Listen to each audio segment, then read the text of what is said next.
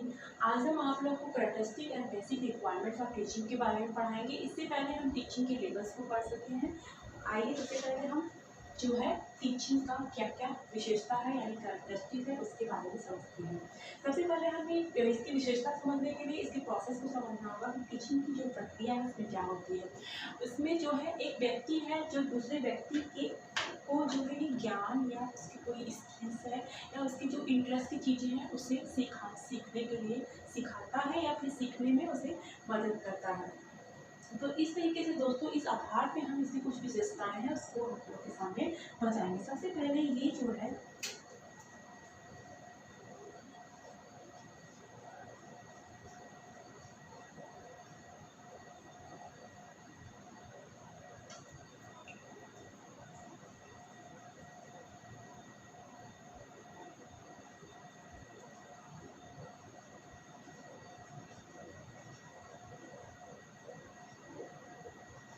Activity यानी कि व्यावसायिक क्रिया होती है। इसके तहत एक स्टूडेंट और टीचर में जो रिलेशन होता है एक प्रोफेशनल रिलेशन होता है और जो टीचर होता है उसको कुछ नॉर्म्स होते हैं उसको पढ़ाने की टीच करने के एक फॉर्मल वे में होता है। इसलिए हम कह सकते हैं कि ये एक प्रोफेशनल एक्टिविटी है यानी कि व्यावसायिक क्रिया है।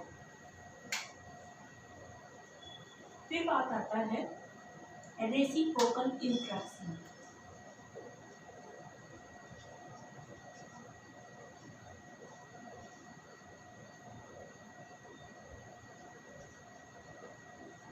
यानी कि इसके तहत जो है एक पारस्परिक अंतःक्रिया होता है। इसके थ्रू ही एक स्टूडेंट को गाइड किया जाता है और इससे वो अपनी जो लक्ष्य है जो उसको प्राप्त कर सके अपना प्रोग्रेस कर सके। इसलिए ये एक रेसिप्रोकल यानी कि पारस्परिक अंतर प्रक्रिया की इसकी विशेषता है। फिर बात आती है इट्स वेरियस फॉर्म्स। इसके बहुत ही विविध रूप हैं या बहुत फॉर्म कह सकते हैं जिसमें हम फॉर्मल,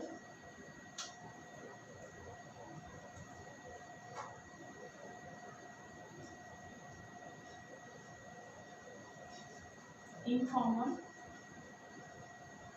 एंड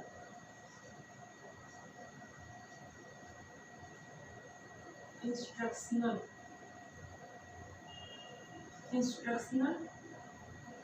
ट्रेनिंग की बात हम कर सकते हैं।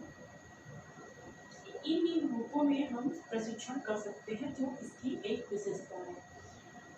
औपचारिक, अनौपचारिक और निर्देशन ये इसके फॉर्म्स हैं। फिर आते हैं इसकी विशेषता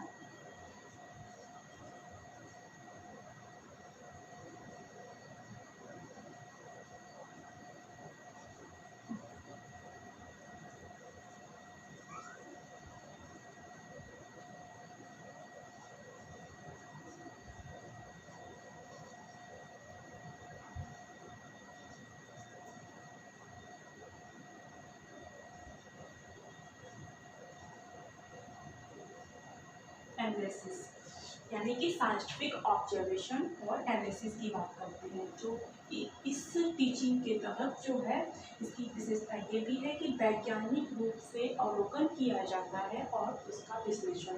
जब एक टीचर स्टूडेंट के सामने होता है या टीच करता है तो उसे चीज़ों का अवलोकन करना पड़ता है स्टूडेंट्स के अंदर और साथ ही साथ वो उसका एनालिसिस करता है और फिर उसके अकॉर्डिंग जो टेक्स्ट को एनालिसिस किया जाता है उस चीज़ को वहाँ पे प्रेजेंट करता है। ये सारी जो प्रक्रिया होती है उसमें भी हम कह सकते हैं कि एक साइंटिफिक ऑब्जर्वेशन और एनालिसिस का टेक्निक यहाँ पे अपनाया जाता है।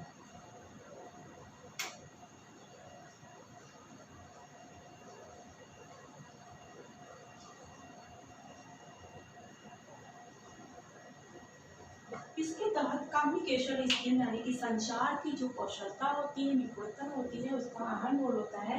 एक तरह से हम कह सकते हैं कि इसमें आधिपत्य होता है। जो कम्युनिकेशन का फ्लो है स्टूडेंट टीचर के बीच में जो इंटरेक्शन होते हैं वो सारी चीज़ें किस वे में हो रहा है, क्या स्टूडेंट को समझ में आ रहा है, क्या उसे लिसनिंग में कोई प्रॉब्लम है, ये सारी चीज़ें जो है एक टीचर जो है कम्युनिकेशन स्किल्स के थ्रू ही करता है। तो इस तरह से हम कह सकते हैं कि इसकी एक ये विशेषता है।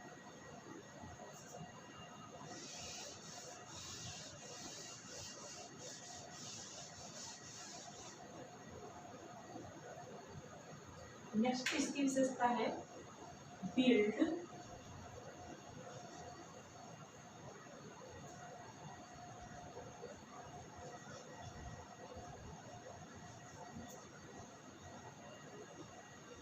कैरेक्टर। मीन्स जो भी बौद्धिक चरित्र है स्टूडेंट का, उसका निर्माण करना टीचिंग के थ्रू किया जाता है। उसकी जो भी IQ लेवल है उसको समझना और उसे अपॉर्चुनिटी देना, क्या क्या प्रोसेस है जो हम लेवल्स के टीचिंग के लेवल्स में उसको हम समझे हैं, वो सारी जो चीज़ें हैं उसका फॉर्मेशन करना इसकी एक विशेषता है।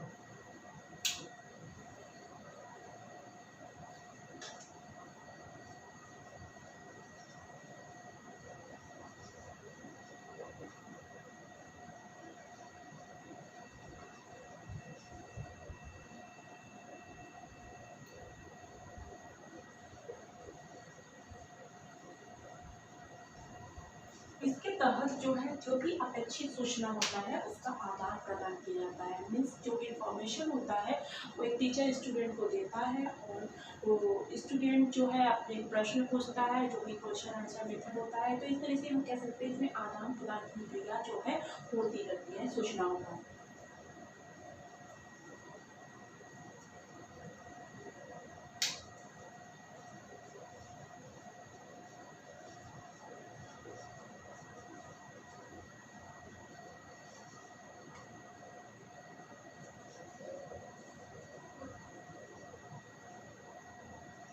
जो एक टीचर का लगन होता है, डेडिकेशन होता है, एक परिश्रम है, अथक परिश्रम का परिणाम है टीचिंग, इसकी एक विशेषता है।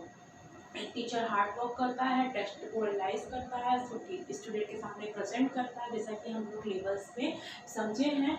तो इस तरह से हम कह सकते हैं कि ये एक टीचर के जो है टीचिंग का परिणाम है, रिजल्ट है।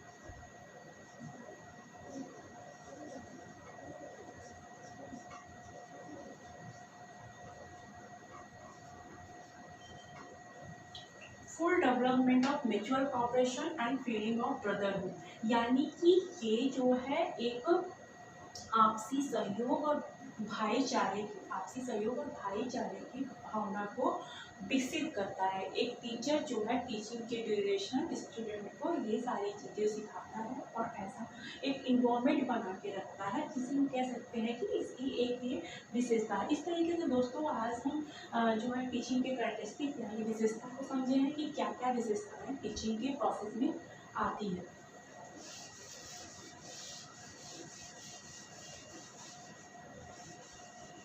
इसके बाद हम इसकी मूलभूत जो आवश्यकताएं हैं टीचिंग की क्या होती हैं उसको समझेंगे। सबसे पहले हम एक बात करते हैं टीचर स्टूडेंट एंड सिलेबस। दोस्तों ये जो तीन वेरिएबल्स हैं, टीचर जिसमें इंडिपेंडेंट वेरिएबल का काम करता है, स्टूडेंट डिपेंडेंट वेरिएबल का, और सिलेबस इंटरमीडिएट यानी कि इंटरप्रेशन वेरिएबल, ये तीनों जो जड़ हैं इनके बिना जो है टीचिंग अधूरा है। इनके थ्रू ही एक टीचिंग का कार्य संपन्न हो सकता है। इसलिए हम ये कह सकते हैं कि इनका रोल जो है बहुत इम्पोर्टेंट है और इसके लिए एक टीचिंग के लिए जरूरी है। ये एक मूलभूत आवश्यकता इसको हम मान सकते हैं। फिर बात आता है लर्निंग का।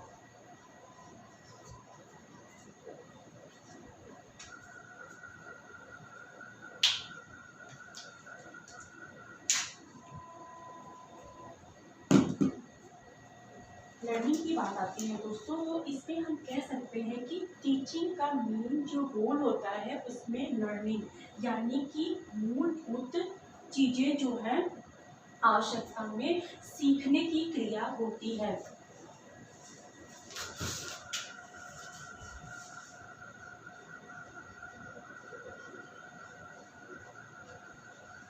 बिहेवियर चेंजिंग यानी कि छात्रों का जो व्यवहार है उसको परिवर्तित करना इसकी एक मूलभूत आवश्यकता है।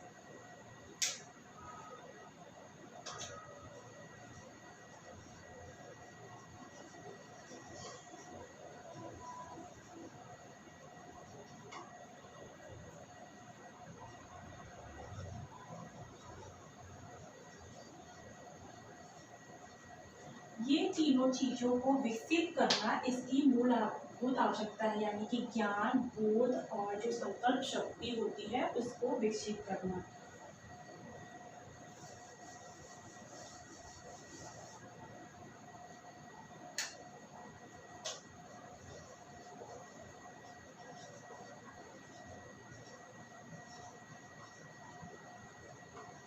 मोटिवेशन एंड रिएक्शन, इन दोनों फैक्टर्स को जो है एक टीचर जो है इसमें न्यू रिलेशन बताता है और इन चीज़ों को इस्टेब्लिश करता है, प्रोत्साहन और प्रतिक्रिया को। इस तरीके से हम कह सकते हैं कि इसके लिए ये बहुत ही आवश्यक चीज़ है। फिर बात आती है कि इसके और क्या क्या जो है आवश्यकता है। एक इन्वायरमेंट जो है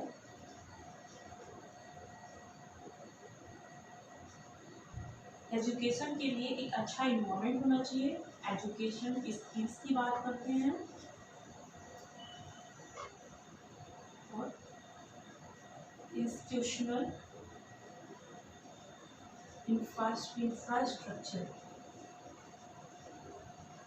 इस तरीके से दोस्तों ये तीनों जो फैक्टर्स हैं ये इसके लिए बहुत आवश्यक है कि एक एजुकेशन के लिए अच्छा इन्वायरमेंट होना चाहिए, पर्यावरण होना चाहिए और एजुकेशन स्किल्स आनी चाहिए और साथ ही साथ एक संस्थागत इंफ्रास्ट्रक्चर अधोसंरचना की बात करते हैं। इस तरीके से दोस्तों आज हमारा ये जो क्लास है कैरेक्टरिस्टिक और बेसिक रिक्वायरमेंट्स के बारे में बात करता है टीचिंग के, और यहीं पे ये हमारा क्लास समाप्त होता है और हम इसी के साथ अलविदा चाहते हैं और हम अगली क्लास में मिलते हैं। थैंक यू, धन्यवाद।